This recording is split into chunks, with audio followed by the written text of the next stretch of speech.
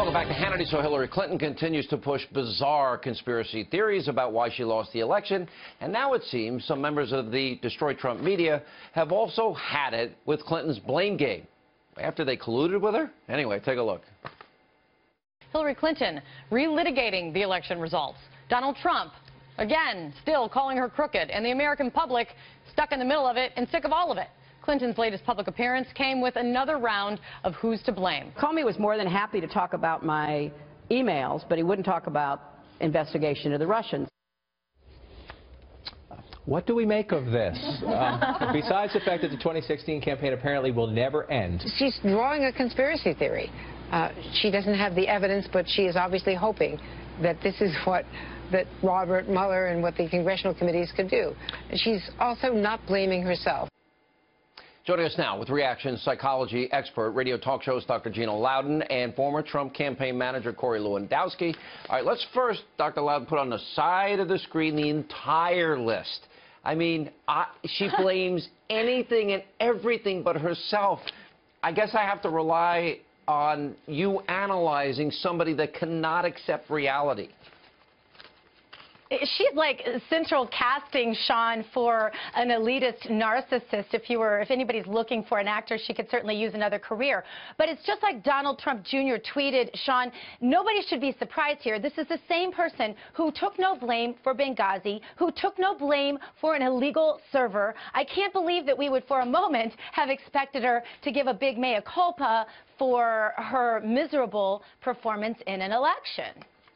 Yeah, good point. You know what? Let me play like the top 8, and Corey, and then Dr. Loudon will get your reaction. This is like our top 8 excuses. What's this? Comey was more than happy to talk about my emails, but he wouldn't talk about investigation of the Russians. You had Citizens United come to its full fruition. If you look at Facebook, the vast majority of the news items posted were fake. They were connected to, as we now know, the 1,000 Russian agents who were involved in delivering those messages. They were connected to the bots that are just out of control. I inherit nothing from the Democratic Party. What do you mean nothing? I mean, it was bankrupt. It was on the verge of insolvency.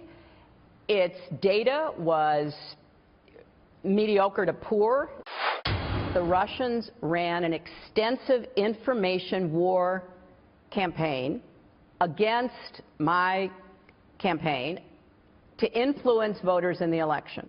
I certainly have never said I ran perfect campaigns, but I don't know who is or did. And at some point, it sort of bleeds over into misogyny.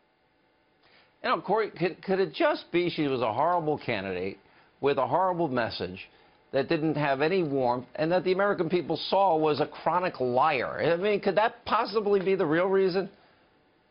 Sean, it's very simple. She doesn't know how to find Wisconsin on a map. She couldn't find Ohio on a map. She couldn't go to Pennsylvania. She didn't go to Iowa. She hasn't been to Michigan. She lost North Carolina. She lost in Florida. Look, this is very simple. She's bad at geography. She doesn't know how to campaign. You know, she wants to continue to campaign and raise money in California and Massachusetts and Vermont. Good for her. That's not how you win an election. She can blame everybody she wants. The bottom line is her friend, her president, Barack Obama, oversaw the Democratic National Committee for 8 years, raised enormous amounts of money. She inherited what was supposed to be an amazing operation. Just think back 4 years ago. They blamed the ORCA program, which was Mitt Romney's data program, as a complete failure. Hillary Clinton, she received every single luxury that an incumbent president would have had in a re-election effort, and she still lost. Yeah. All right, I got a question of a personal nature for you, Corey. I keep reading you might be going into the White House. Any truth to that? You know, Sean, I've said many, many times I want to help the president move his agenda forward. And what that looks like is, you know, either doing it from the outside or the inside. I've known you for a long time. That is such a dodge. That is you don't want to. Sure, I can't tell you. Look, that's what I do. You're just dodging me. Gina, tell him. Tell him that's what I do, Gina. Tell him. Oh, Gina, you want Gina to do? It's a dodge. Gina, can you answer the question for him, please? Look, we're all friends. I understand if you can't talk about it.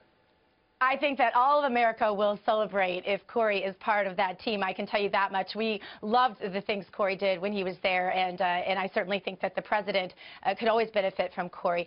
But, you know, here's the thing, that dodging right there, that's what Hillary is masterful at, and these are the symptoms of a narcissist. Now, everybody knows it's impossible to actually diagnose someone. Speaking of Hillary, not Corey, of course, everyone knows it's impossible to diagnose someone without seeing them clinically, Sean, but this is the same person who called her own party easily manipulated and stupid. Yeah. I mean, I don't know what and this is a sign of a narcissist, that they tend to blame externally those closest to them. Would you treat the DNC this way if they had rigged a primary for you, like the DNC rigged a primary for her? It's just everything with her is backwards. All right, well, guys, I appreciate it. And, Corey, you did a really good job. I remember when it was you, Hope Hicks, and the president for a long time. And you guys were traveling all over the place. So. I remember that, too. And we won, Sean, and we won. And you won, absolutely. Thank God she didn't. Coming up.